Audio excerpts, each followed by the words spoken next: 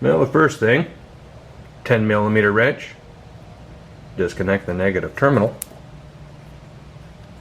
and it's just that easy. And now we're going to move inside. And there's the lock that we're going to replace. It is a dash mounted ignition assembly.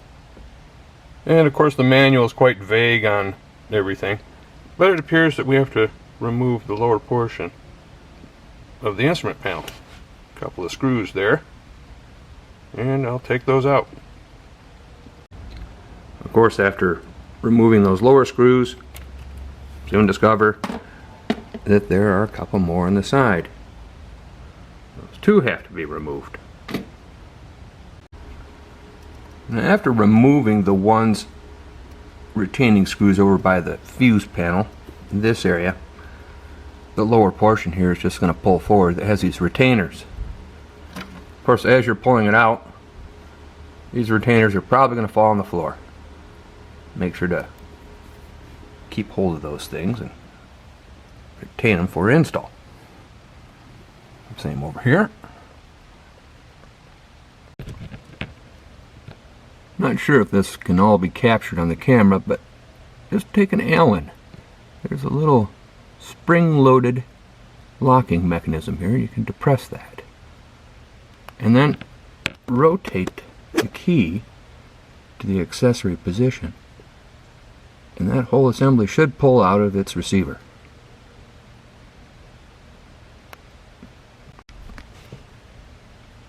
Now, this whole thing, I just pulled it out just slightly because I can only do so much and hold the camera. This whole assembly just slides right on out. So far, so good.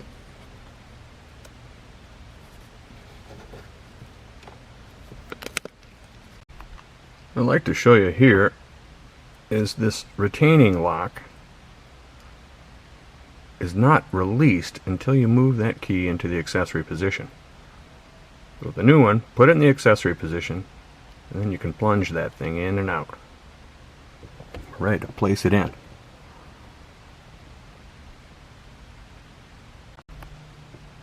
A little side note too is when we removed it, it was in the accessory position, so that is indexed to the accessory position, and now we are indexed to the accessory position here. And all should go very smoothly. I got it just sitting out. I've got that plunger in, and it should just slide right in.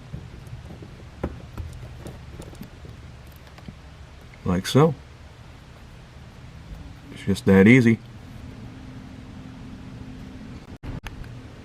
Of course, don't forget, we gotta hook up our connector again.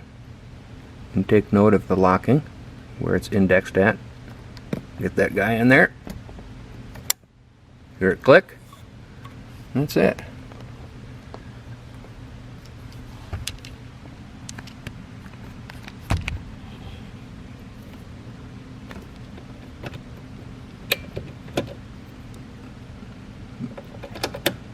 Smooth as can be.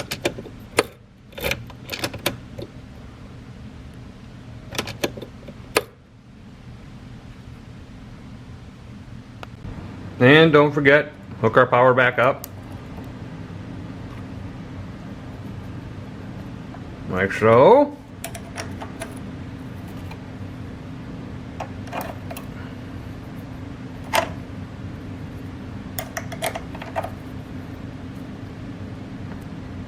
Give her a good snug.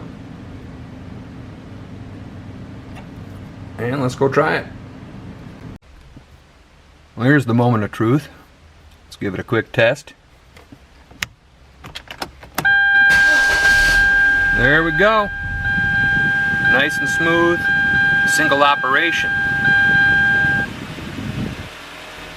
And nice. Yeah.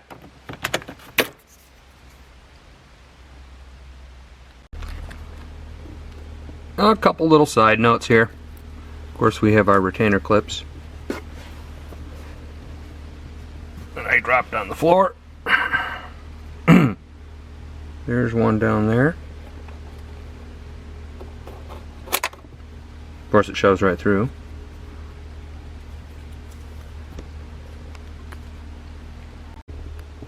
Well, a little helpful tip. Take those retainer clips, remove them if they still were in the instrument panel, snap them into position here. It should make install a little bit easier so these things don't drop out and push through. There, it just snaps right in. If I had a third hand for this camera, I would have shown you the action. Of course, that guy will just pop right in. Like so. And of course, don't forget to put your screws in. And the ones in the bottom too.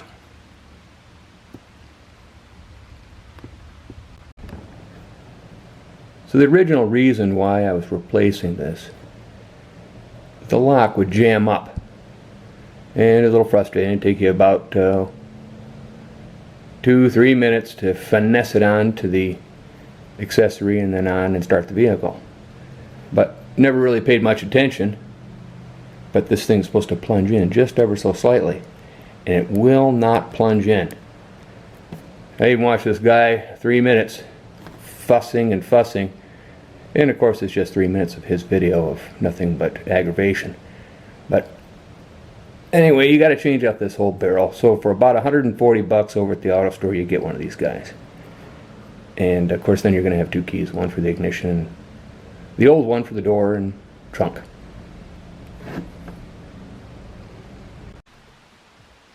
Now you're going to have two keys.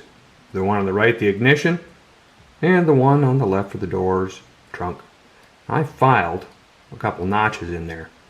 Kind of reminiscent of the days when auto manufacturers used to issue two keys. Well, now you have it. You're living it.